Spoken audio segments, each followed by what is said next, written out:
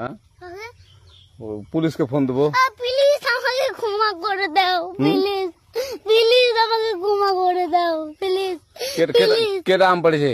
ওই ফারুককে ধরে নিয়ে আসেন, ওয়ে দিরাচ্ছে, আমি দিরাই নাই প্লিজ। ওই আমটা তুল আমটা তুল। কোনটা আম? হ্যাঁ এই জাম, আরে এই জাম ওরা ছিঁড়ে দিছে, আপনি ছিঁড়ে নেই প্লিজ। হ্যাঁ তো একটু দূরে টাড়া কি ওখানে টাড়া। এখন কি করছিস কয়া?